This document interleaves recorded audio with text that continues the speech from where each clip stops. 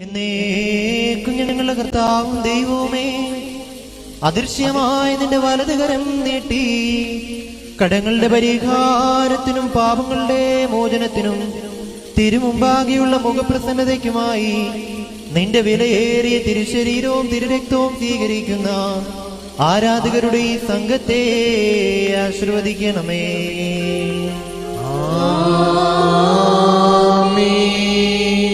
വലിയവനും നമ്മുടെ രക്ഷകനുമായ യേശുമിശിഹായാകുന്ന ദൈവത്തിന്റെ കരുണ ഈ വിശുദ്ധ രഹസ്യങ്ങൾ വായിക്കുന്നവരിലും കൊടുക്കുന്നവരിലും കൈക്കൊള്ളുന്നവരിലും ഉണ്ടാകട്ടെ.